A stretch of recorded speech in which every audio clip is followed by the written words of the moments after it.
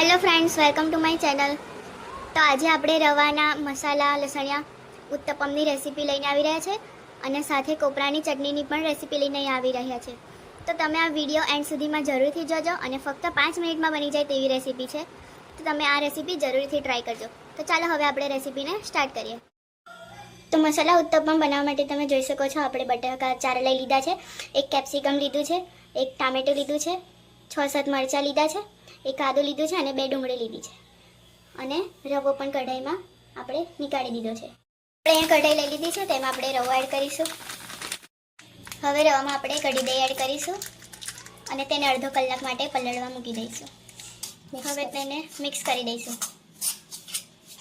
હવે તેમાં 2 ગ્લાસ પાણી એડ કરીશું. મિક્સ કરી દેવાનું છે. હવે ખીરુંને અડધો કલાક પલળવા મૂકી દઈશું આપણે.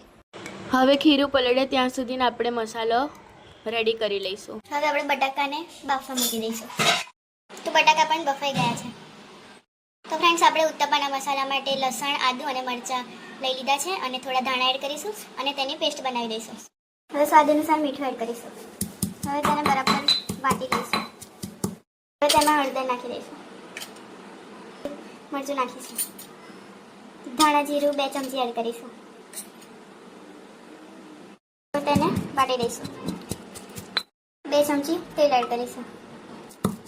તેને ફરીથી ક્રશ કરી દઈશું. તો હવે આપણે રવાના મસાલા લસણિયા ઉત્તપમની ચટણી રેડી થઈ ગઈ છે.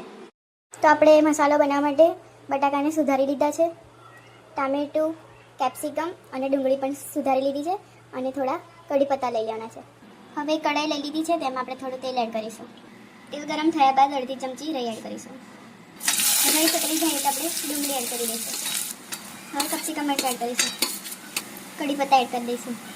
હવે આપણે પેસ્ટને એડ કરી દઈશું. હવે આપણે તેને હલાવી દઈશું. હવે તેમાં ટામેટા એડ કરી દઈશું. હવે તેમાં બટાકા એડ કરીશું. તેને મિક્સ કરી દેવાનું છે. હવે બટાકાને આપણે આવી રીતે ક્રશ કરી દેવાના છે. હવે તેમાં લીંબુ એડ કરી દઈશું.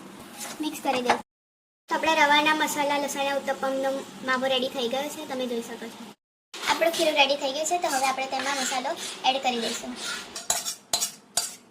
તો તેમાં મસાલો એડ કરી દીધો છે. હવે તેને આપણે મિક્સ કરી લઈશું. હવે આપણે ખીરું રેડી થઈ ગયું છે. ઉપરથી આપણે ધાણા એડ કરી દઈશું અને હવે મિક્સ કરી લેવાનું છે. હવે આપણે એક નોનસ્ટિકની પેન લઈ લીધી છે.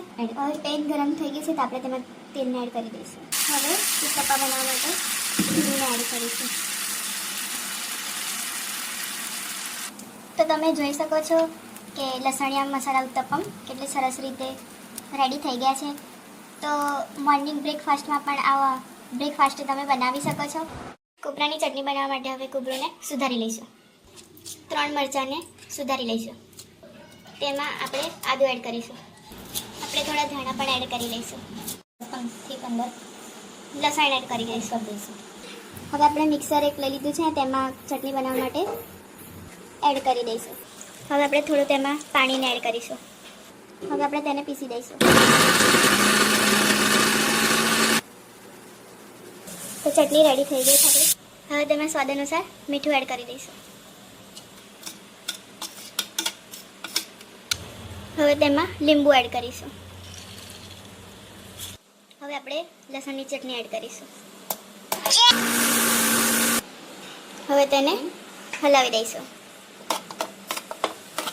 તો તમે જોઈ શકો છો કોપરાની ચટણી હવે રેડી થઈ ગઈ છે. તો ફ્રેન્ડ્સ, આપણા રવાના મસાલા લસણિયા ઉત્તપમ રેડી થઈ ગયા છે. તો તમને પણ આ રેસીપી બનાવવાની જરૂરથી ટ્રાય કરજો. તો આપણે મળીએ એક નવા વિડીયો સાથે. ત્યાં સુધીને રાધે રાધે. જય સ્વામિનારાયણ.